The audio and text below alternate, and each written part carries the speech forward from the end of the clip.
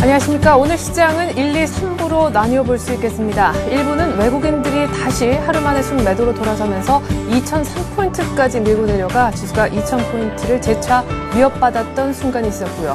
무엇보다 기다렸던 중국의 CPI 지수가 나왔었는데 중국의 물가가 5%대까지 치솟진 않으면서 지수가 다시 2029포인트까지 올라서 안도했던 부분이 있었습니다. 그러나 딱 거기까지였었죠. 한시를 기점으로 해서 기관이 팔기 시작했고 다시 프로그램 매도가 더 커지게 나오면서 이 시각 현재 프로그램으로는요 4,500억 이상의 매물이 출회 중인데 때문에 코스피는 2010선마저 지금 유지하기가 어렵게 됐습니다. 결국에 지수 흐름은 장중에 산 모양을 그리고 있다 이렇게 봐야겠는데요.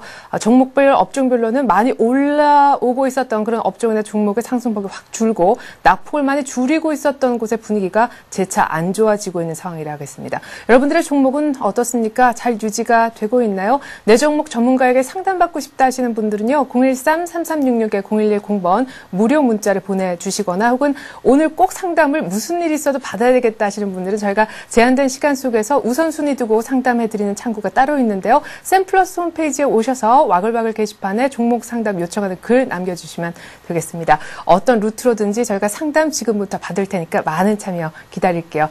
이제 시장 얘기해보죠. NH투자증권으로 가볼까요? 김영렬 연구원 연결하겠습니다. 안녕하세요. 네, 안녕하십니까. 네, 코스피 오늘 롤러코스터 타는데요. 장 어떻게 보고 계십니까? 네, 우선 오전만 하더라도 그렇게 나쁜 분위기는 아니었습니다. 어제의 어떤 상승 분위기를 이어가는 듯 보였지만 역시 어제의 외국인의 어떤 매수가 어떤 시장 반등의 트리거가 되었다면 오늘은 또 다시금 외국인의 어떤 매도의 전환이 투자 심리를 조금 더 위축시키게 되는 어떤 반전된 분위기로 재료로서 사용되고 있는 모습입니다. 결국 지수 관련주를 중심으로 한 어떤 매매 공방이 전체적인 어떤 시장의 수준에 대한 부담을 또 가져왔고 단기적인 어떤 그 수급 부담이 현재 시장에서 해결되지 못하게 된다라면은 어떤 반등의 지속성에 대해서도 의문을 가질 수 있다라는 것이 현재 전반적인 어떤 시장 분위기다라고 볼 수가 있겠고요. 2000선 초반인 만큼 아직까지 어떤 시장 수준의 부담이 커진 것은 아니지만 역시 대내의 또 리스크 또 우리가 좀 쉽게 지수의 레벨이 다운된 상황 동안 미 증시를 포함한 선진국 증시가 2주 연속 상승을 보였다는 어떤 시장 수준에 대한 부담이 전반적으로 시장에 영향을 준 것이 오늘 시장의 주요한 특징상으로 보여집니다. 예, 그렇군요. 자, 오늘 오전에 무엇보다 발표됐던 중국의 소비자 물가 지수가 예상보다 훨씬 낮은 4.9%를 기록했다는 소식이 전해졌습니다. 5%를 재차 넘을 것이다 했었는데 이제 중국의 추가 긴축에 대한 우려는 좀 덜 해도 괜찮은 건가요? 네, 우선 시장 컨센서스는 약 5%대 또 전문가들 사이에서는 6% 수준도 가능할 것이라는 전망이 나오면서 최근까지 어떤 중국 인민의 긴축 행보의 어떤 원인 중에 하나가 이런 예상치를 넘어서는 물가 상승에 있다라는 점을 확인하지 않겠냐라는 우려가 됐었는데요. 다행스럽게도 예상보다는 좀 낮은 약 4.9%가 발표가 됐습니다. 하지만 이와 관련된 것은 다소 좀 기저효과 영향이 조금 더 크다라고 볼 수가 있겠고 4.9%가 예상치보다 낮다라는 점은 긍정적이지만은 여전히 절대적인 수준으로 봤을 때는 상당히 문제가 될 수 있는 수준으로 볼 수가 있습니다. 따라서 물가 안정에 대한 어떤 속단을 내리기보다는 아직까지 좀 지속 가능한 변수다라고 볼 수가 있겠고요. 이런 점 등을 감안한다라면 당장 1월 소비자 물가 지수가 예상치를 하회했다라는 이유만으로 중국 인민은행의 긴축 행보가 중단될 것이다라는 기대는 다소 좀 시기상조이지 않겠나로 보여집니다. 오히려 2011년 상반기 안으로는 추가적인 인상 가능성이 잠재되어 있고 이는 신흥국 주요 중앙은행들의 간접적인 영향을 줄 수 있다라 보여지는데요. 또 고민해야 될 것은 어떤 긴축에 대한 어떤 기조 자체가 어느 정도 노출된 변수라는 점을 가능을 할 때 우선 시장에 가져다 줄 수 있는 어떤 영향은 제한될 여지가 큽니다. 하지만 여기에 또 병행되어서 나올 수 있는 어떤 대출 통제화 가능성 아니면 위안화에 대한 어떤 절상 이슈와 관련된 것이 다시 부각될 수가 있는데 이는 어제도 발표된 중국의 수출입 규모가 크게 증가했다라는 소식이 전해졌습니다.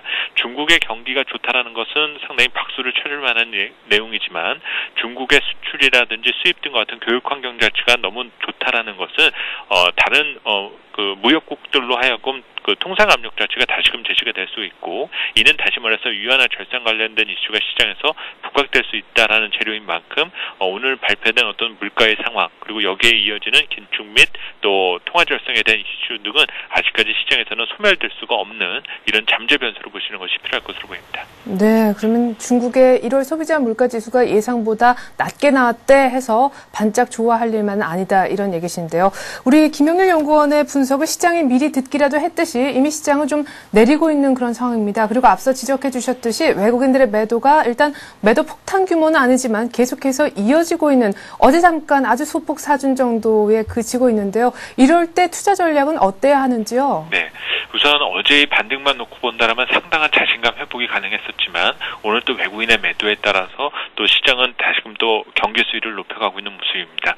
물론 외국인의 어떤 당일의 포지션을 예상할 수가 없는 만큼 현재 시장의 수준이 살만한 수준이냐 아니면 진입하기에 다소 좀 부담스러운 영역이냐를 구분하는 것이 중요할 것으로 보이는데요. 어제 강한 반등세를 나타냈다라고는 하지만 여전히 시장은 2000선 초반, 결국 밸류에이션 관점에서 봤을 땐 시장 PE 기준은 10배 이하입니다. 결국 아직까지 밸류에이션 매력이 크다는 점을 가정했을 때 우선 내릴 때 산다라는 점에 있어서 내릴 때 주식을 매입한다라는 어떤 자신감은 계속 가져둘 필요가 있겠고, 이런 과정에서는 역시 업종 대표주를 중심으로 최대한 종목 수를 압축하는 것이 필요하지 너무 종목의 수를 확대할 필요는 없다는 점입니다. 또 최근 들어서 어떤 전반적인 그 코스닥 시장의 어떤 상대적인 성과가 좋다는 점이 계속 확인되고 있고, 오늘과 같은 어떤 시장의 혼재된 상황에서도 코스닥 IT 관련 부품 및 장비주들은 선별적으로는 계속 강세가 나타나주고 있는 만큼 여전히 시장은 조금 개별주 플레이에 좀 무게 비중을 둔 단기 대응력을 높이는 전략으로 오늘 마감 전략을 준비하는 것이 필요할 것으로 보입니다. 네, 이렇게 해서 마감 전략까지 세워주셨네요. NH투자증권 김영일 연구원의 분석 들어봤습니다. 고맙습니다. 감사합니다.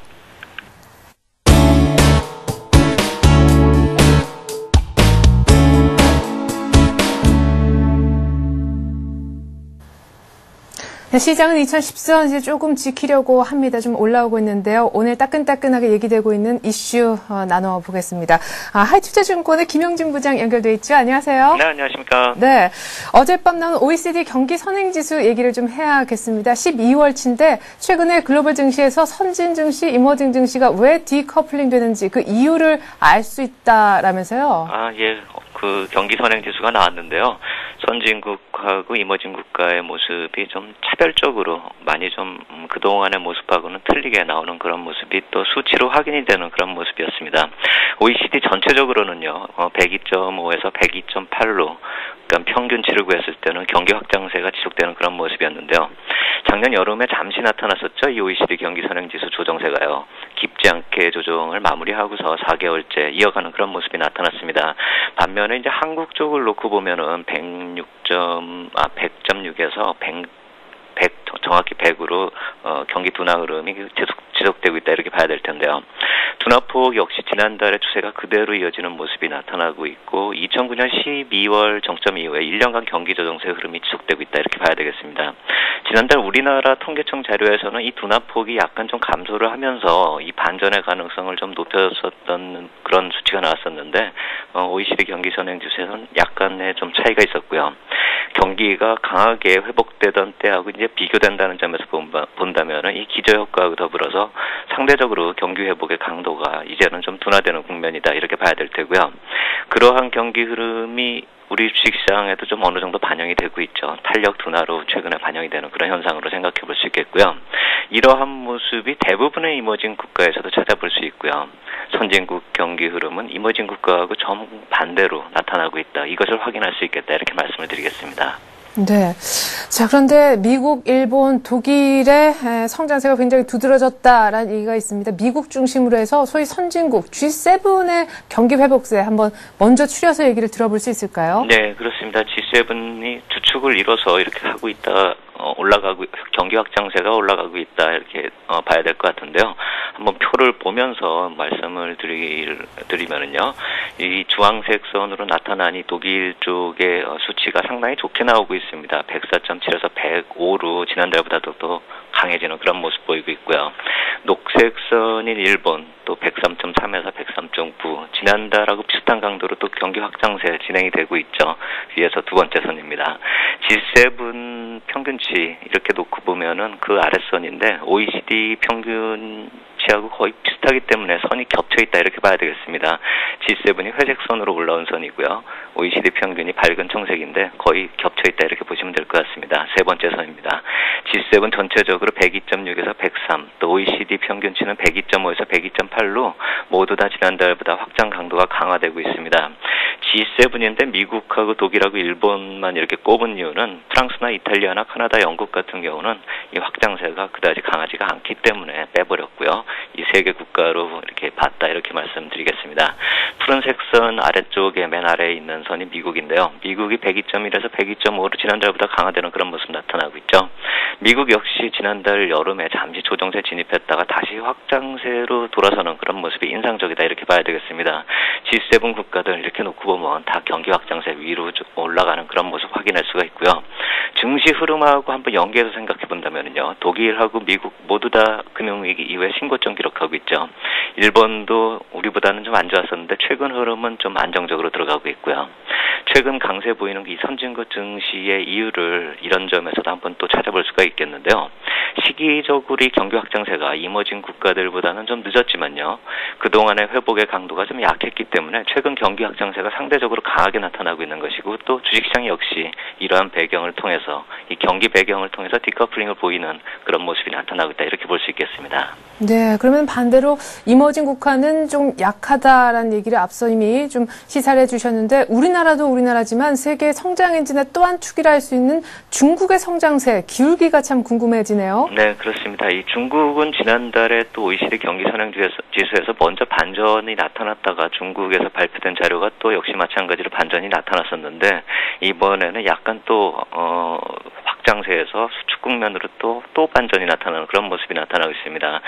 표를 보면서 한번 말씀을 드리면요. 한국을 주황색으로 그렸습니다. 맨 위에서부터 꺾어져 내려오는 그런 선이 한국이고요. 100.6에서 100으로 또 경기 수축 국면으로 들어섰고요. 중국이 그 아래에 있는 밝은 청색인데 107에서 100.7에서 100.5로 바뀌는 모습이죠. 선이 약간 올라오다가 다시 꺾이는 모습 확인할 수가 있고요. 인도 같은 경우는 이 100 이하로 떨어져 버리는 모습이 계속 지속되고 있다. 그럼 경기 이 확장 국면이 아니라 오히려 좀 안 좋다 이렇게 봐야 될 텐데 인도 증시가 대변하고 있다 이렇게 볼 수도 있겠죠. 99.8에서 99.3 좀 강하게 꺾이고 있는 그런 모습 보이고 있고요. 우리하고 같이 동행했었던 그 인도네시아 증시 때문에 인도네시아를 좀 이번에 꼽아봤는데요. 어두운 청색 선으로 나타나고 있습니다. 100.4에서 100.2로 떨어지는 그런 모습이었고요. G7 국가요. 여기도 이 녹색 선으로 한번 넣어봤는데요. 왜 그러냐면은 이 이머징 국가들하고 G7 국가들의 경기 흐름 차이가 좀 한 그래프에서 좀 확인할 수 있게끔 하려고 그렇게 넣었는데요. G7 국가가 위로 상향하고 있는 그 경기 흐름하고 그 나머지들 이머징 국가들이 먼저 턴했다가 먼저 꺾여서 지금 둔화 국면으로 들어서고 있는 그 모습 지금 한 그래프에서 확인할 수 있겠다 이렇게 볼 수가 있겠고요. 이머징 국가 어느 나라가 더 심하다 할 것 없이 경기 둔화 흐름이 좀 확인되고 있다 이렇게 볼 수가 있겠고요. 이러한 이머징 국가 증시를 따져보면은요. 브릭스 국가가 11월 이후에 조정세에 먼저 진입을 했죠. 동남아 증시하고 한국이 좀 2월 들어서도 조정세에 진입하면서 좀 조정이 좀 길어지고 있는데요. 이 글로벌 유동성 흐름이 왜 이머징 국가에서 선진 국가로 이동하는지 이 경기 흐름 쪽에서도 연관성을 찾을 수 있겠다 이렇게 말씀을 드리겠습니다. 네, 그럼 이제 어떤 글로벌 자금이 이머징에서 선진국으로 가는 그 흐름이 뭐 대세는 거스를 수 없을지라도 1월 OECD 경기 선행지수 나오면 조금은 완화될 여지가 있습니까? 당장 미국의 경기 선행지수는 이번 주 목요일 날 나오잖아요. 그렇죠. 미국의 경기 선행지수가 좋게 나온다면은 그것도 또 우리 쪽에선 반길 이유가 안 되겠죠. 그쪽이 좋아진다라는 건 벌써 이미 확인이 된 사실이고 우리 쪽이 좋아져야지 이게 글로벌 유동성이 좀 남아 있을 것이다 이렇게 봐야 되겠죠. 2월 후반부에 들어서면은요. 이제 시장의 분위기가 개선되는데 몇 가지 경제 지표가 작용될 수가 있을까 이걸 기대를 해본다면은요. 결국 말씀하신 미국의 경기 선행지수가 17일에 예정이 돼 있지만 그것이 좋게 나온다라고 하면 간접적인 영향이 될 테고요. 아무래도 좀 직접적으로 영향이 되려면 25일 예정되어 있는 이 중국 경기 선행지수하고요. 월말에 예정되어 있는 이 한국의 경기 선행지수 이쪽에서 좀 실마리를 찾아야 될 것 같다 이렇게 말씀을 드리겠습니다. 통계청 자료를 보면은요. 지난달을 살펴봤을 때요. 2월이나 3월 정도면은 이 지표가 좀 긍정적으로 변화할 수 있게끔 수치가 나왔었고 또 산업 생산 쪽의 지표도 그렇게 좀 어느 정도 암시를 하고 있는데요. 만약에 시기적으로 따져봤을 때요, 이 월말까지 우리가 조정세를 좀 겪는다 이렇게 한다면 최소한 가격 조정은 어디까지 내려갈지 모르겠지만 기간 조정만큼은 충분하다 이렇게 볼 수가 있겠죠. 그렇다면 2월이 좀 안 좋다는 거 우리가 인식하고 있고 벌써 이미 2월도 어느 정도 중반까지 들어섰기 때문에 2월 하순까지 기다려보면서 이 경기 선행지수 반전을 통해서 한번 시장 분위기가 긍정적으로 변화할 수 있는지 이 점을 기대해보겠다 이렇게 말씀을 드리겠습니다. 네, 자 우리의 경기 선행지수는 월 말엔 나온다라고 하셨고 중국 쪽은 25일이라고 하셨는데 뭐 이런 주식 관련 달력 갖고 계신 분들은 좀 메모를 해두시면 좋을 것 같습니다. 이렇게 해서 오늘 이슈는요 하이투자증권 김영진 부장과 얘기 나눠봤습니다. 고맙습니다. 감사합니다.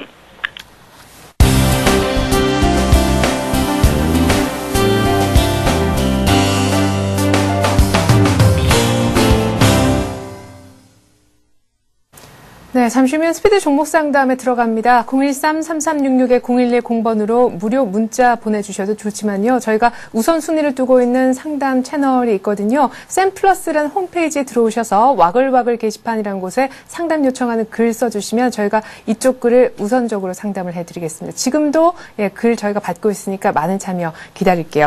자, 이제는 오늘 마감 전략 조금 더 추려보고 보다 더 구체적으로 와닿는 종목 얘기 포트폴리오 하면서 이제 보면서 얘기 나눠보겠습니다. 동양중금증권의 최일종 팀장 만나보죠. 안녕하세요, 팀장님. 네, 안녕하십니까. 네, 이렇게 오후장 들어서 지금 2008포인트, 7포인트인데 다시 2000선 쪽을 위협하면서 빠지는 거 시장이 정말 약하다는 뜻 아닌가 싶기도 한데요. 마감 전략 재차 좀 요청을 드릴게요. 네, 그렇습니다. 뭐 시장이 전체적으로 보게 되면은 이제 약세 국면, 그러니까 기간 조정이라든가 이제 추세적인 하락 국면에 진입을 했을 때는 대체적인 분위기가 외도독 현상이 나타나는 경향이 많다라는 점을 우리가 좀 알아야겠다라는 판단입니다.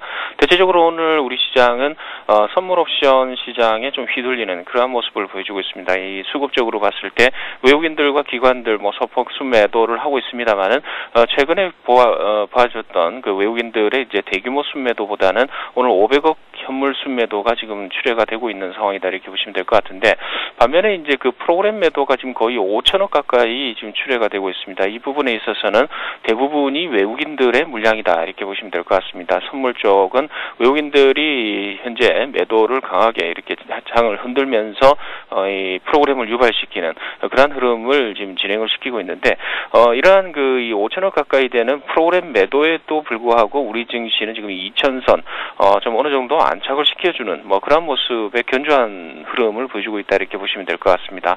전체적으로 이제 종목적으로 살펴보더라도 이제 대체적인 흐름이 이 집중되는 몇몇 종목에 집중되는 그러한 외국인들의 순매수 기조가 지금 보이고 있는데요.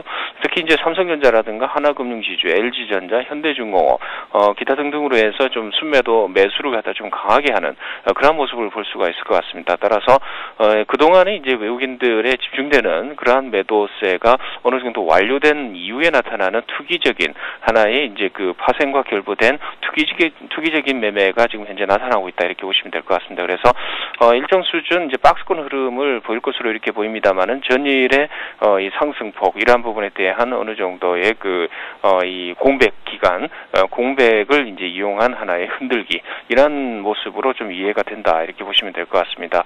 어느 정도 이제 지수는 현 국면에서 조금 등락을 반복을 하겠지만은 점차 안정된 흐름으로 나아갈 가능성이 있겠고요. 이러한 그 상승 쪽으로의 포인트는 선물 쪽에서 외국인들이 적극적으로 매수에 임하는 그러한 시점부터는 어느 정도 가능성이 있다 이렇게 보시면 될 것 같습니다. 오늘 뭐 전체적으로 보게 되면은 이제 그동안 하락폭이 컸던 그러한 이제 조선중공업이라든가 에너지 관련주 그리고 전기전자 일부 종목들 이러한 쪽 중심으로 좀 상승세를 좀 타고 있는 그러한 모습을 보여주고 있는데요. 금융주도 마찬가지고요. 대체적인 분위기가 이제 그 전략적인 측면 이러한 것과 이제 결부를 시켜봤을 때 낙폭 과대업종의 핵심 종목들 이러한 종목들 특히 이제 그 외국인들 기관들이 집중적으로 매수하는 그러한 종목들에 대해서는 우리가 관심 있게 봐야 된다 이렇게 볼 수 있을 것 같습니다. 예, 그래요. 자, 낙폭과대 핵심 종목들의 분할 매수는 여전히 유효한 장이 아닌가 이런 얘기해 주셨는데 이제 종목 보면서 좀 대응을 구체적으로 들어보는 시간 갖겠습니다. 최일종 팀장님의 포트폴리오 일단 종목들부터 확인해 보죠. 자, 5개 종목 무엇보다 어제 처음으로 또 포트폴리오에 편입된 만도를 추가적으로 더 사자 추가 매수 의견 주셨고 KB금융에 대해서도 58,000원대 지금 횡보하고 있는데 역시 추가 매수 얘기를 하셨네요.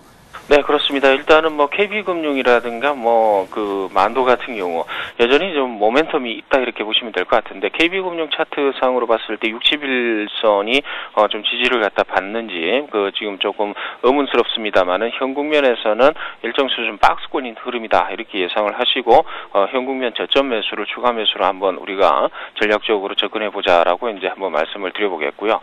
그리고 이제 그 이 만도 같은 경우도 이제 오늘 조금 이제 1,000원 마이너스로 조금 뭐 눌림목 조정을 보고 있습니다만은 어차피 그 21선에 대한 저항대 한꺼번에 뚫고 올라가지 못한다라는 부분이 있다 이러면은 현 국면에서 한번 쉬었다가 추가적으로 이제 내일 정도 이후에 나타나는 이러한 이제 현대 위아의 모멘텀 이러한 부분도 우리가 좀 생각을 해봐야겠다라는 측면입니다. 그래서 현 국면에서 추가적인 매수 국면이 유지가 돼야 된다라고 말씀을 드려보겠습니다.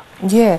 자, 그러면 오늘의 관심주는 어떤 것일지 궁금한데 대충 뭐 감은 옵니다. 낙폭과대 대형주일 것 같은데요. 구체적으로 어떤 종목인지요? 네, 그렇습니다. 일단은 뭐 오늘 한화 쪽을 좀 가지고 왔는데요. 일단 뭐 오늘 300원 빠져 있습니다만은 그동안 단기적으로 좀 급락을 했다. 뭐 이렇게 보시면 될 것 같습니다. 58,300원 고점 이후에 2월달 이후로 해서는 이제 줄곧 빠지는 그런 모습을 보여주고 있는데 일단 뭐 61선 이평선에서의 지지력을 좀 받고 있는 상황이고 이 이후에 나타나는 이제 저점을 높여가는 이제 흐름 그리고 오늘 십자봉으로 해서 나타나는 이제 모습 이러한 모습을 봤을 때는 어느 정도 견조한 흐름이 나올 가능성이 있겠다라는 판단입니다.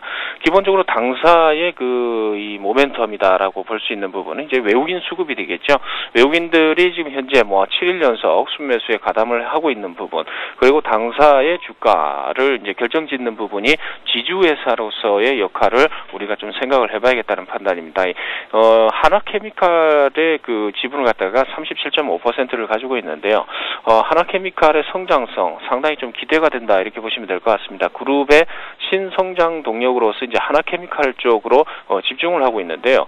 올해 그 하나케미칼 쪽의 그 세후 이익 추정치가 작년 대비로 해서는 한 56% 정도 이 급증을 할 것으로 이렇게 추정을 하고 있습니다. 그래서 하나케미칼의 적정 가치가 주당 6만 원이다라고 한다 이러면은 지주회사인 한화 당사의 그 보유 지분 가치는 지주회사라는 이제 특별한 할인율을 30% 할인 적용을 했을 때 2조 2천억 정도의 이 보유 지분 가치가 나온다라는 측면이죠. 그래서 이 현재 한화의 시가총액이 뭐 3조 9천억 정도인 것을 감안한다 이러면은 지수가 흔들린다고 하더라도 현 주가에서의 어느 정도 하방 경직성은 확보가 돼 있다 이렇게 보시면 될 것 같고 지수가 어느 정도 안정권으로 진입이 된다 이러면은 상승 탄력이 다른 종목보다 좀 크지 않겠느냐 이렇게 판단을 해볼 수 있을 것 같습니다. 차트를 보시면서 가격적인 측면을 보실 텐데요. 일단은 뭐 차트를 보시면 아시겠습니다만은 지금 현재 지수 대비로 해서는 어느 정도 안정적인 그러한 흐름을 보여주고 있습니다. 52,000원 형성이 되어 있는데요. 52,000원 현 주가에서 51,000원까지의 분할 매수를 말씀을 드려보도록 하겠고요. 그리고 목표가는 75,000원 정도까지 오버슈팅 국면으로 이제 좀 중기적으로 이렇게 보도록 하겠습니다. 아울러 손절 라인은 48,000원 정도 선을 잡아드리겠는데요. 이 국면 자체는 이제 중기적으로 이제 들고 가기 때문에 어느 정도 이제 그 여유를 가지고 보시라는 측면에서 좀 넉넉하게 48,000원까지 제시를 해드리도록 하겠습니다. 네, 낙폭과대돼 있는 대형주, 뭐 중형주 이렇게 볼 수 있겠죠. 한화 좀 넉넉하게 긴 안목에서 투자하고 싶으신 분들은요. 목표가 75,000원, 손절가 48,000원 잡으시고 분할로 한번 들어가 보십시오. 최일종 팀장이었습니다. 고맙습니다. 감사합니다.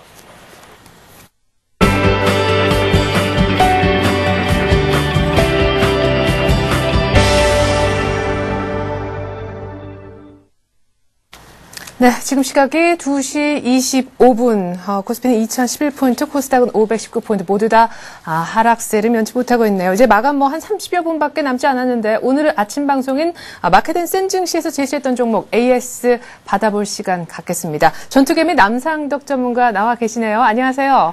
네, 안녕하십니까. 네, 낙폭 아주 컸다가 아주 조금은 만회하고 있는데 오늘 반등 못하고 끝날 수도 있을 것 같습니다. 마감 전략 세워주십시오. 네, 오늘 많이 올라도 많이 오르지 못할 것 같고요. 빠져도 많이 빠지지 않을 것 같습니다. 대략 그냥 강보한 약보합 정도 수준에서 치고받고 하다가 끝날 것 같은 그런 분위기거든요.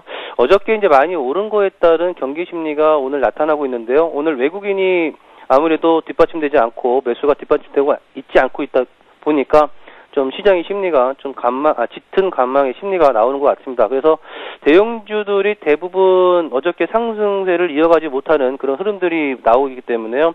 이번 주까지는 아무래도 외국인 매수가 살아나기 전까지는 중소형주의 장세가 계속 유지될 가능성이 높다라고 판단을 드리도록 하겠습니다. 예, 그래요. 자, 앞서서는 낙폭과대 대형주 봐라 얘기도 있었지만 일단은 중소형주 쪽이 오늘 포함해서 이번 주는 수익률로 더 유망할 것이다. 이런 얘기도 동시에 나오고 있는 것 같네요. 자, 무엇보다 오늘 남상덕 전문가님, 전투개미님께서 오늘 아침 방송에서 제시하셨던 종목인 연희정보통신, 지금 이 시각 현재 거의 한 10% 정도 수익 내고 있는데 두 자릿수 수익이면 오늘 아주 괜찮네요. AS 부탁드릴게요. 네, 연희정보통신 오늘 이제 급등이 나오고 있는데요. 장중에는 상한가 근접까지 급등을 하는 모습이었는데, 약간 밀려 있는 모습이거든요. 그렇지만은 지금 이 상승의 흐름이 굉장히 강하게 나오고 있는 상황이고, 그리고 기조가 꺾이지 않은 상황이기 때문에 오늘 아닌 내일도 상승할 걸로 보이기 때문에요. 지금 10.7% 오른 4,550원을 보여주고 있는데요. 목표가로 제시해드렸던 가격까지는 5,000원이거든요. 목표가 5,000원까지는 무난하게 상승할 걸로 보이기 때문에 그대로 목표가 5,000원까지는 보유하는 전략으로 말씀드리도록 하겠습니다. 네, 오늘 10% 급등했지만 거의 상한가 근처까지 갔다가 안타깝게 내려온 게 이 정도다. 내일 또 오를 것 같다. 연희정보통신 목표가 5,000원을 그대로 유지하신다 하셨습니다. 오전장 의견과 지금 이 시각 현재 의견이 같으신데요. 자, 그러면 연희정보통신까지 추가가 된 우리 전투개미님, 남상덕 전문가의 포트폴리오 한번 확인을 해보겠습니다. 자, 이렇게 해서 어제 3위각기, 셀바이오텍, 그리고 아토가 이 시간에 어제 추가가 됐었고요. 오늘 연희정보통신까지 오늘 아침에 추가가 되면서 역시 4개 종목 현금 60%가 돼 있는 전투개미 남상덕 전문가의 포트폴리오를 보고 계십니다. 자, 그러면 보유 하셨으니까요. 연희정보통신을 뺀 나머지 3종목은 그대로 들고 있으면 되는 건가요? 네, 3위각기, 셀바이오텍, 아토 종목이 있는데요. 3위각기, 셀바이오텍은 조금의 어떤 수익 정도의 수준이고요. 그리고 아니면 약밥 정도의 수준, 아직까지 매수 구간에 있는 상황이기 때문에 보유와 더불어서 신규 매수 진입도 가능하다고 말씀드리도록 하겠습니다. 3회각기는 1260원에서 40원 정도 매수 단가 잡아드렸고요. 셀바이오텍은 4950원에서 4850원 매수 구간 잡아드렸으니까 아직 매수 구간이라고 보시면 되겠고요. 목표가 그대로 3회각기 1,400원, 그리고 셀바이오텍 5,500원 그대로 유지하시면 되겠고요. 아토 같은 경우에는 어저께 매수에 들어가서 현재 마이너스 1% 조정을 보이고 있습니다만은 5% 이상의 수익이 나오고 있거든요. 그래서 어저께 9%의 급등을 보인 다음에 1% 정도의 조정을 보이고 있는 것은 오늘장 빠지는 흐름을 본다라면 무난한 순고르기로 보이기 때문에요. 내일 다시 상승할 것을 예상을 해보면서 홀딩 관점 그대로 유지하도록 하겠습니다. 네. 자, 근데 오늘 아침에 잡아서 10%씩 이렇게 수익을 내고 계시니까 이 시각 현재 급등하고 있지만 또 잡아보면 내일 더 뛸 종목 혹시 눈에 들어오는 거 있으신지요? 네, 종목이 보이는데요. 아직 급등은 아닌데 급등을 하려고 하는 종목을 말씀을 드리도록 하겠습니다. 고영이라는 종목인데요. 코드번호 098460입니다. 고영 이 종목은 세계 최고의 수준인 3D 3차원 검사 장비 업체인데요. 이 반도체 공정으로 신규 진출 시도도 있는 것이 상당히 긍정적이고요. 올해 사상 최대의 실적이 나올 전망이기 때문에 실적과 더불어서 성장성이 뒷받침되고 있다. 이렇게 평가를 내릴 수가 있겠습니다. 다음으로는 차트를 보면서 흐름을 좀 점검을 해보도록 하겠는데요. 자, 차트를 보면은 2만원과 17,000원 이 박스권에서 대략 2개월 반 동안 횡보했던 것을 볼 수 있겠는데, 지난주에 장 폭락과 더불어서 좀 조정이 나오는 모습이었지만 어저께의 반등, 장상황의 반등에 맞춰서 다시 급반등이 나오는 모습, 그리고 오늘도 상승을 하고 있는 것을 봤을 때에는 방금 말씀드린 17,000원과 2만원권에서의 박스권을 상향 돌파하려는 움직임이라고 판단을 드리도록 하겠습니다. 따라서 매수의 전략은 19,300원에서 19,100원 정도에서 매수하면 되겠는데요. 지금 19,350원이니까 현 시점에서 매수에 들어가도 된다고 말씀을 드리도록 하겠고요. 말씀드린 박스권 2만원을 돌파한다라면은 일단은 21,000원까지는 그냥 무난하게 상승할 걸로 보이기 때문에 목표가는 일단 보수적으로 21,000원을 잡아드리도록 하겠습니다. 뭐 예상한 대로 상승 방향으로 움직이지 않고 조정을 보인다라면 손절매 라인은 박스권 하단 부분이죠. 17,000원으로 잡아드리도록 하겠습니다. 네, 3D 검사 장비 업체인 고영 얘기를 하셨습니다. 이제 박스권 막 뚫는다. 기관이 이제 막 사기 시작하네요. 자, 그러면 고영은 비중을 어느 정도로 실으셨는지 자, 화면을 보면서 이제 정말 최종적인 포트폴리오 다시 한번 보겠습니다. 자, 오늘 아침에 편입된 연희정보통신이 10% 그리고 좀 전에 얘기하셨던 고영이 또 다른 10%를 차지하면서 지금 전투개미 남상덕님의 포트폴리오는 반이 현금 그리고 나머지 반이 삼위각기 아토, 셀바이오텍, 연희정보통신, 고영으로 각각 10%씩 채워지게 됐습니다. 자, 오늘 이렇게 말씀드렸던 두 종목인 연희정보통신과 고영은요. 또 내일 아침 오전 방송인 마켓앤센 증시에서 저희가 자세하게 AS를 해드릴 테니까 계속해서 관심 가져주시고요. 내일 이 시간 저희 라스트 성공 전략에서도 또 오전장에 추가로 올라온 종목들 AS 계속되니까 이것 또한 관심 늦추지 마십시오. 전투개미 남상덕 전문가와 함께했습니다. 고맙습니다. 네, 감사합니다.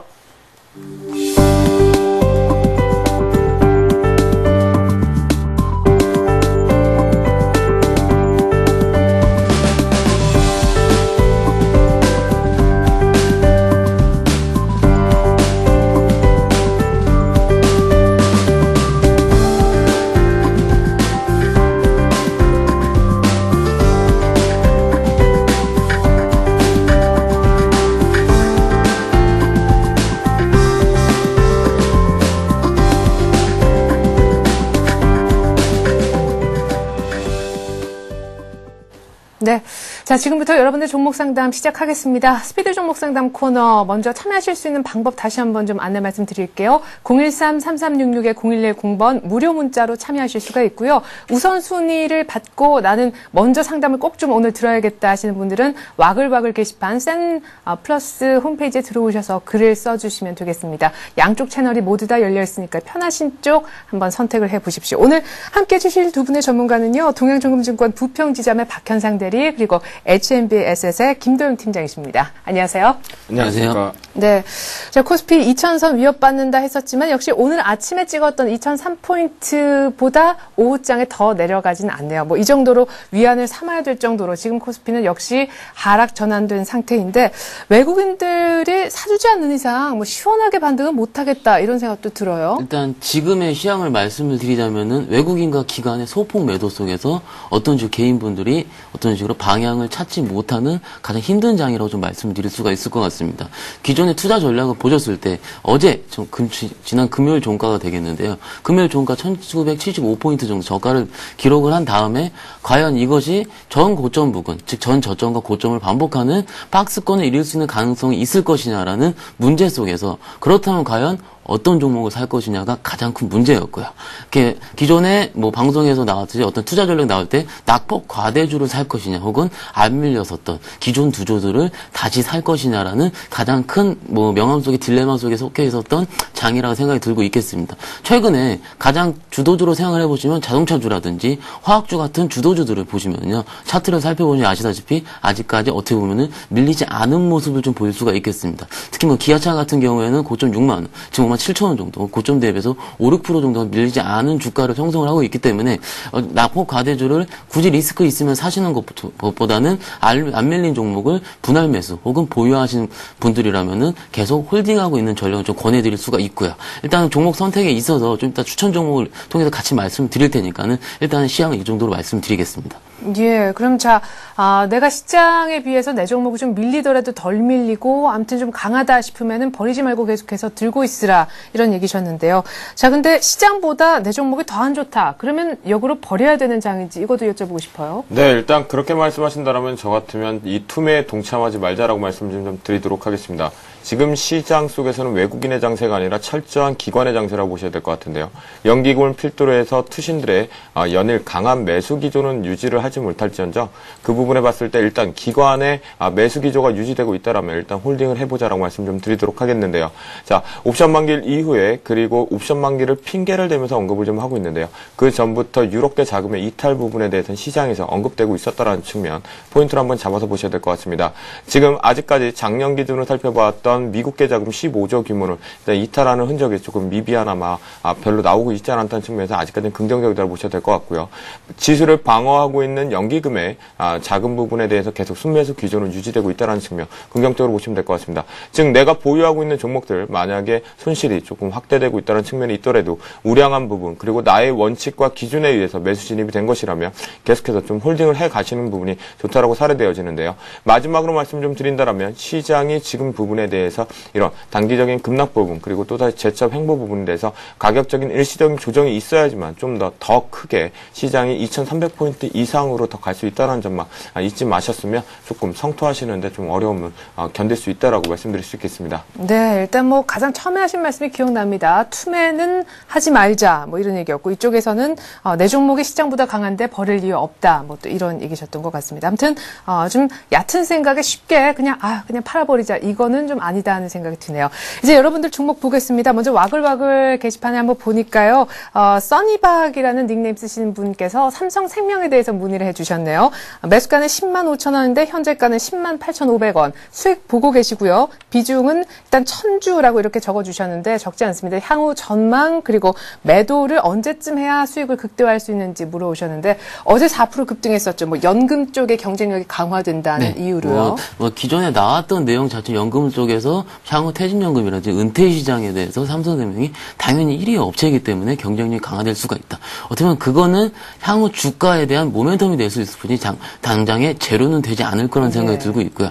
보험주, 생보주 같은 경우에는 최근에 아시다시피 금리 인상이라는 제로가 있습니다. 좀 일단 찍어보면은요. 예전에 상장한 이후에 처음에 상장했을 때 가격 자체는 12만 1,000원에 형성됐다가 뭐 차익 실현 물량이 나오면서 10만 원 이하까지 빠졌었던 기억은 당연히 아시다시피 말씀을 드릴 수가 있을 거고요. 일단 최근에 작년 8월 달에 11만 5천원의 고점을 찍었을 때 그리고 작년 9월에 11만 5천 역시 고점을 찍었을 때의 주가는요. 기억을 해보시면 역시 금리 인상하는 날이었을 거라고 생각이 들고 있습니다. 어떻게 보면 그 재료 자체는 금리 인상 재료가 노출이 된 이후에는 일단 소멸이 된다고 보시면 될 것 같고요. 최근 장 역시도 최근에 금리 인상이 1월 달에 있었죠. 1월 달에 있었던 금리 인상했을 때가 11만 원에 다시 고점이 좀 약간은 낮춰지는 현상까지 같이 말씀을 드릴 수가 있겠습니다. 지난주에 뭐 금리 인상 안 했건 뭐 뉴스로 확인하셨다시피 한동안 뭐 그리고 뭐 물가 상승이라든지 인플레이션 억제를 위해서 뭐 다음 달에도 정부에서 금통위에서 당장이라도 금리 상승할 수 있을 거라는 얘기는 뭐 여전히 계속 나오고 있는 시장에 알려진 재료라고 말씀을 드릴 수가 있겠습니다.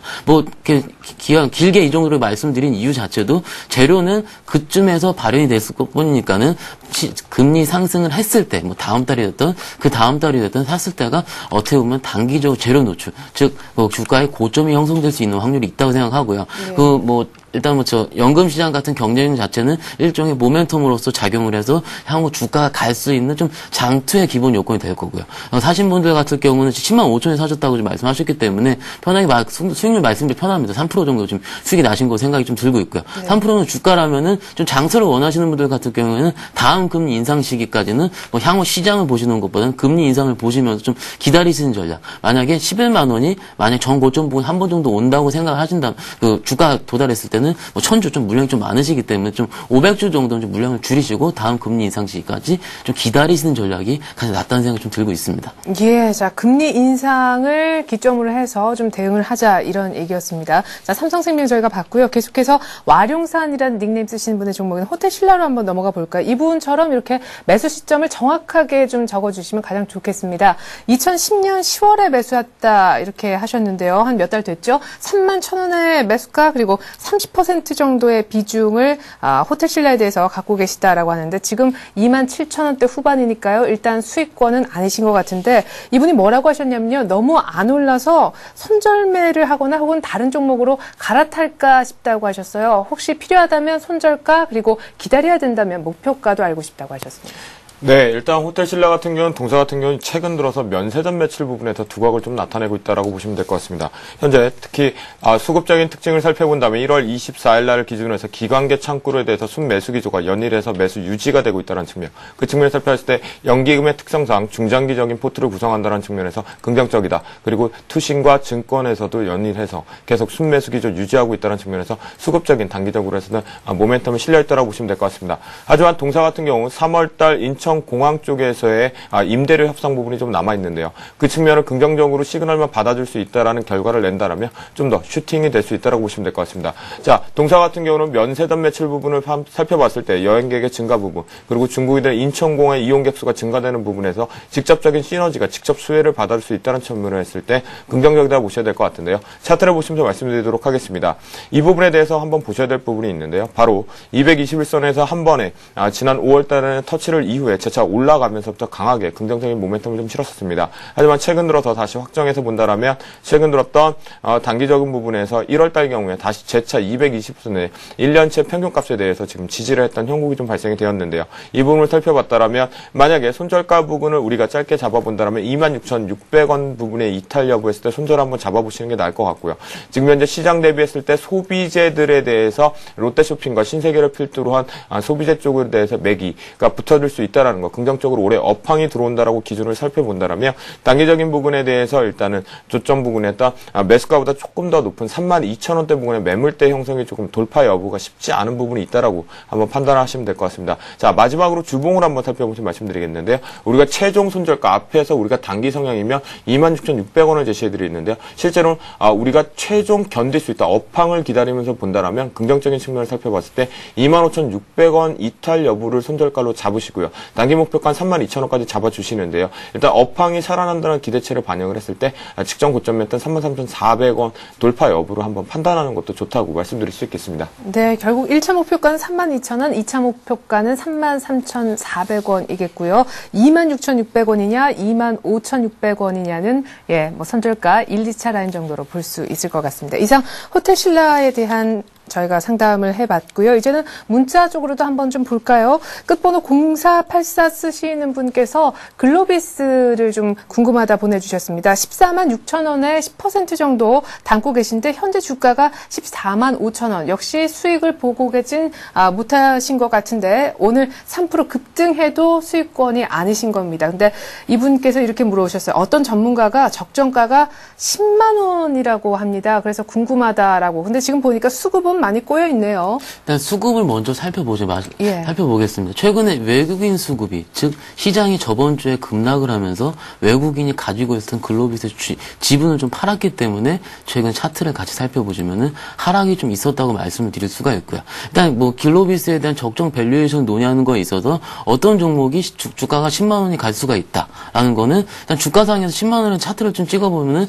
작년 4월 주가, 즉 일단은 전문가에 따라 말씀을 드리는 의견이 조금 틀릴 수가 있기 때문에 밸류에이션을 논하는 건 좀 차치를 하겠습니다. 일단 모멘텀적인 측면에서 현대차 그룹의 수출 물량 글로비스가 담당을 하는데요. 최근에 30% 정도에서 35% 정도까지 좀 인상을 할 수 있는 가능성이 제기되면서 일단 어제 정도의 주가에서 약간 반등이 있을 것으로 생각이 들고 있겠습니다. 어디까지 재료적인 측면에서 말씀을 드린 거고요. 일단 주식은 아시다시피 가장 중요한 게 지금 보여드리는 수급이기 때문에 지난주에 글로비스, 아까 시황의 서두에 말씀드린 것처럼 글로비스는 다른 현대 기아차의 자동차 완성체 업체보다는 운송 업체이기 때문에 외국인들이 파는 좀 주수가 좀 더 많았다고 봐서 주식이 좀 빠졌다고 보면 되겠습니다. 하지만 지금 입장에서 과연 14만 6천 원 정도에 사신 글로비스의 주식을 1,000원 정도 빠져서 했다고 손절을 하느냐는 좀 아닌 것 같고요. 아직까지도 완성차 업체, 즉 운송업체, 즉 모기업의 현대 기아차가 많아진다면은 글로비스 자체도 역시 운송 비용이 늘어날 가능성은 당연하게 모멘텀 혹은 그냥 논리상 으로도 가능하기 때문에 지금 적정 주가로서 말씀을 드리자면요. 일단 좀 보시면은 14만 지금 5,500원인데요. 14만 5,500원에서 저번에 말씀드렸던 주가 16만 원까지는 충분히 갈 수 있다라고 말씀을 드릴 수가 있겠습니다. 수급이 당연히 외국인 수급이 꼬이는 게 풀렸을 때가 16만 원 적정 주가가 갈 수 있을 정도의 모멘텀이 될 수 있을 거라 생각이 들고 있습니다. 예, 자, 그러면 일단 지금 좀 손해지만, 뭐, 약간 손해보고 지금 막 팔자리는 확실히 아닌 것 같고, 16만 원까지 한번 보자. 이런 얘기였습니다. 글로비스 문의해 오신 0484님, 16만 원까지 한번 쥐고 계셔보십시오. 자, 계속해서 끝번호 3152님의 종목도 좀 볼까요? ENF 테크놀로지에 대해서 물어보셨는데, 11,500원에 15%를 사셨나봐요. 근데 지금 9,530원으로 만 원이 채 안 됩니다. 역시 이분도 수익 못 보고 계신데, 목표가를 15,000원으로 지금 내심 잡고 계신가 봐요. 목표가 15,000원은 지금 현 주가가 만 원이 안 되는데 좀 무리겠습니까? 이렇게 물어보셨네요. 네, 일단은 올해 같은 경우는 업황 부분을 살펴본다면 전자재료 화학주의 매기를 강한 매력을 갖고 있다는 ENF 테크놀로지 같은 경우는 동사는 좀 긍정적으로 보셔야 될 것 같습니다. 하지만 15,000원 부분에 대해서 좀 살펴본다면 아직까지 조금 높은 고점이지 않을까 말씀 좀 드리도록 하면서 동사에 대해서 언급 좀 드리도록 하겠습니다. LCD 업황이 살아난다는 기조에 대해서 1분기 부분, 2분기에 대한 뉴스를 좀 많이 보셨을 것 같은데요. 시가계가 박리액 쪽에 대해서 전자재료 부분에 대해서 화학 제품을 대해서 안정적인 매출 드라이브 발생하고 있습니다. 그 부분을 살펴봤을 때 최근 들어서 일본 모리타사와 함께 했을 때 시가격 준공을 좀 마무리를 좀 지어가고 있는 측면인데요. 이 분기는 하반기 쪽에서의 매출 드라이브가 될 수 있다라고 보시면 될 것 같습니다. 마지막으로 동사 같은 경우에는요. 현재 증권에서의 강한 매기가 조금 붙어있다라 좀 연일해서 순매수 기조를 유지하고 있다는 측면을 봤을 때 수급적인 특징은 안정적이다라고 보시면 될 것 같습니다. 자, 차트를 보시면서 말씀드리도록 하겠는데요. 자, ENF 테크놀로지 같은 경우는 지금 현재 매수 시점이 너무 조금 공격적이었다라고 보시면 될 것 같습니다. 1,400원대 부분에서 강한 돌파 여부가 좀 중요했던 자리였었는데요. 자, 이 부분에 대해서 돌파를 하고도 다시 12,000원보다 조금 낮았던 11,950원까지 올라갔었습니다. 그 부분이지만 실제적으로 우리가 견뎌서 돌파했던 자리, 즉 10,000원짜리에서 지지를 하고 올라왔을 때 다시 재차 올라가는 부분인데요. 우리가 확대를 해서 살펴본다면 바로 이 자리 부분입니다. 이 자리에 돌파를 하고 다시 11,000원대 부분에서 매물대가 형성되었던 측면, 그리고 마지막으로 한번 좀 어지럽겠지만 1200원대에 지지를 하고 있다면 다시 재차 매수했던 가격보다는 강하게 올라갈 수 있었지만 그 부분은 이탈을 하고 말았습니다. 그렇기 때문에 단기적인 전략으로 말씀을 드리면 지금 형성되고 있는 주가, 어제 종가 부분에서 발생되었던 주가 부분에 대해서 우리가 모멘텀을 실어보는데요. 자, 손절가 부분에서 9,000원 정도까지 단기적인 성향을 한번 잡아보시는데요. 단기 목표가, 중장기 목표가를 15,000원까지 제시를 하셨기 때문에 단기적인 성향은 아니실 거라 말씀을 좀 드리면서 우리가 주봉상으로 마지막 살펴보도록 하겠습니다. 주봉상에서 9,000원 부분에 대해서 강력한 지지 여부가 좀 판단이 좀 돼야 되는 시점이고요. 자, 생각하셨던 15,000원보다는 등배 구간을 살펴봤을 때 대략 13,500원에서 14,000원대의 매물대가 한 번 더 나올 수 있다는 점만 숙지를 해주시면 될 것 같고요. 동사의 업황 호조를 살펴봤을 때 전자재료 화학주 등에서 ENF 테크놀로지 10개 쪽에는 LCD 업황 호조가 들어왔을 경우 같이 동반 강한 상승을 들어올 수 있다는 점 한번 유념하시면 될 것 같습니다. 네, 그러면 뭐 15,000원 여기까지는 얼마만큼 시간이 소요될까요? 네, 일단은 한번 1,400원대의 매물대를 소화하는 과정이 대략적으로 한 5개월에서 6개월 정도 걸렸다고 보시면 될 것 같습니다. 하지만 그 돌파 이후에 그곳에 대해서 강력한 지지를 좀 해줬다라면 15,000원까지 턴어운더 시점일 때는 대략 3개월에서 4개월 정도를 살펴봤을 텐데요. 지금 현재 다시 9,500원대까지 이탈을 하고 있는 시점에 했을 때 9,500원에서 직전 고점이었던 11,950원까지 쭉 주당 2,000원대 가격 돌파 여부를 판단할 때 매물대 소화 과정이 좀 필요하다고 보시면 될 것 같습니다. 그것이 수반이 되려면 거래량이 수반이 좀 돼야 되는데요. 지금 이제 거래량이 수반이 강하게 되지 못한다는 측면을 살펴봤을 때 길게 보셔야 되기 때문에 LCD 업황이 돌아나간, 즉 LG 디스플레이라든가 또 다른 한솔 테크닉스 부분에서 매출 드라이브가 신장되는 거, 그리고 업황 호조의 얘기 나올 때 ENF 테크놀로지 다시 한번 강하게 반등을 모색할 수 있을 것으로 사례되어집니다. 예, 일단 업황 턴한다는 뉴스도 있어야 될 것 같고 당장 이 주가의 거래도 좀 많이 실려야 될 것 같습니다.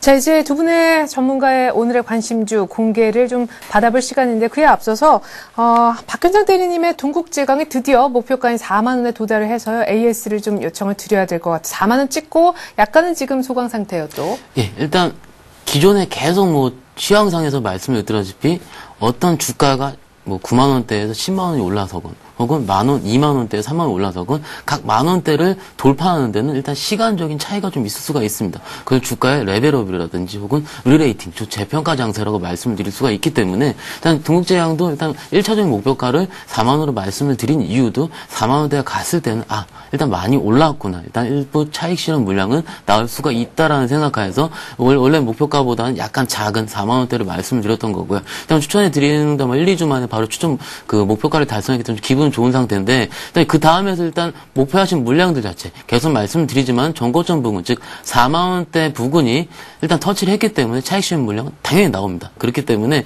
나온 것을 일단 5일선에서 회복을 하지 못하면 다시 20일선에서는 한 번 정도 추가 매수를 할 수 있지 않을까라는 생각이 좀 계속 들고 있고요. 지금처럼 20일선 부근이 36,000원대 부근까지는 어제 좀 종가상으로 좀 어제 장중에 빠졌다가 다시 종가상 좀 오르는 모습을 보이고 있고요. 일단 36,000원대가 다시 종국제가 좀 빠진다면은 여전히 매수 추천 유효하고요. 일단 4만 원대 매물을 벗어났기 때문에 2차 목표가는 42,000원대까지 말씀을 드릴 수가 있겠습니다.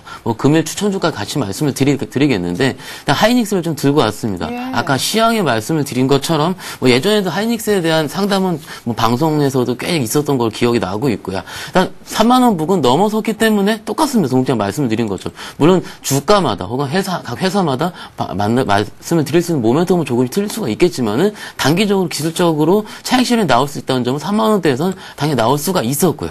그 다음에 지금 동국제약은 5일선이 무너졌다가 20일선에 반등이 나왔기 때문에 일단 5일선이 아직 무너져 있지 않은 일단 29,000원대 부근에서 하이닉스 주식을 매수를 하신다면 특히 이제 모멘텀을 말씀드릴 수 있는 국내 반도체 업종 같은 경우는 삼성전자, 하이닉스로 대표되는 승자 독식 구조로 재편될 가능성이 높고요. 그리고 디램 가격이 계속 봄에 올릴 수 있다. 현물 가격을 치면 지금 1달러대 정도. 그래서 증권사 추정치 회사마다 약간 틀릴 수가 있겠지만은 6월 부분까지는 1.3달러까지도 충분히 현물 가격이 오를 수가 있기 때문에 일단은 그 6개월, 6월까지 홀딩을 한다는 전략보다는 일단 매물대로 소화하는 과정에 3만 원을 치고 올라가기 때문에 3만 원에서 뚫고 일단 1차 목표가 3만 원보다는 전 고점 부분이 31,500원까지 충분히 말씀을 드릴 수가 있겠습니다. 그래서 목표가로는 31,500원 단기간으로 말씀을 드릴 수가 있고요. 네. 31,500원 넘어서게 된다면 일단 홀딩을 좀 충분히 가지고 계시고 손절을 하시게 된다면은 일단은 시장이 그렇게 급격하게 떨어지지 않는 한 이렇게 빠지는 가능성이 좀 없긴 한데요. 일단 27,000원 부분까지가 일단 매물대가 약간 없는 갭이 뜬 가격이기 때문에 갭이 빠지는 가격대까지는 27,000원이 떨어지게 된다면 손절하실 것을 같이 말씀드릴 수가 있겠습니다. 네. 자, 하나 단기로 좀 재미 보고 싶은 종목 어디 없나 좀 많이 찾으셨던 분께 하이닉스 전문가 입에서 얘기가 나왔습니다. 단기로 31,500원까지 보자. 오늘 한 29,000원대 매수 가능하다 얘기였습니다. 그리고 김도영 팀장님의 오늘의 관심주는 제일기획이라고 들었는데 이미 앞서 전투개미님이 오늘 얘기하셨던 고영으로 한 10% 가까이 또 재미를 보신 분이기 때문에 제일기획도 한번 기대를 해보겠습니다. 어떤 이유로 들고 오셨어요? 네, 일단 제일기획 동사 같은 경우는 이제 광고 시장이 확장됐다는 측면에서 미디어 랩 부분과 종편이 마무리되면서 하반기 쪽에서 매출 드라이브가 될 수 있다는 부분을 살펴봐야겠죠. 그리고 앞에서 언급드렸던 시장의 부분에 대해서 기관 장세 속에서 기관의 매수 기조를 한번 살펴봐야겠는데요. 기관이 12월 28일 기준으로 해서 연일에서 기관계의 러브콜을 좀 받았다는 기준인데요. 이게 만약에 속임수라고 하더라도 그들의 평단가는 14,346원으로 파악되고 있습니다. 즉 지금 현재 0.6%의 손실을 좀 보고 있는데요. 주당 96원의 손실을 좀 보고 있습니다. 그렇다면 우리가 오늘 종가 부분에 매수를 한다 할 때 그들보다는 좀 매수 단가가 낮은 상태에서 매수 진입을 하게 되겠죠. 자, 그렇게 보시면 될 것 같은데요. 최근 들어 소셜 네트워크 쪽에 마케팅이 강화되고 있다는 점, 그리고 최근 들어 갤럭시 2 부분에도 출시 임박하면서 관련된 종목들이 좀 움직이고 있습니다. 그런 측면에서 때 광고 시장이 확대되고 있다는 점, 최근 들었을 때 전년 대비했을 때 매체별 광고 시장의 상승률이 9.5% 정도 확장되고 있다는 측면을 보셔야 될 것 같은데요. 최근 들어서 대규모 인력 확충 부분이 마무리되면서 점진적으로 가시화까지 기대를 할 수 있습니다. 중국 시장 그리고 경기 회복세에 따라서 직접 광고 미디어 부분에 대해서는 최선호주로 받아들일 수밖에 없는데요. 이 부분을 봤을 때 기관장 쪽에 기관의 29일 연속 매수를 하고 있다는 점, 그리고 종편 채널의 본격화가 규제 완화가 지금 언급이 되고 있는데 그 부분은 최선호주가 될 수 있다는 부분 보시면 될 것 같습니다. 자, 마지막으로 언급을 좀 차트를 보시면 말씀드리겠는데요. 자, 14,000원대 부분에서 좀 중요한 자리라고 보시면 될 것 같습니다. 하지만 우리가 지금 매수했던 가격 부분에서 지금 오늘 종가에서 13,800원 그리고 14,000 부분에 매수 진입을 해서요. 1차 목표가였던 15,400원 그리고 손절가는 13,000원 부분을 제시를 해드리는데요. 13,000 부분은 제가 말씀드렸던 220대 1년의 기준치 값으로 설정을 해드리도록 하겠습니다. 네, 관심주 제일기획 하이닉스 얘기 잘 들었습니다. 말씀 고맙습니다. 네, 동시호가 들어갔고요. 코스피 오늘 소폭 반등세를 이어가면서 끝날 수도 있을 것 같습니다. 어제 종가 2010선대를 크게는 못 벗어날 것 같습니다. 수급이 문제였죠. 전 장 끝나고 2부로 다시 돌아올게요. 고맙습니다.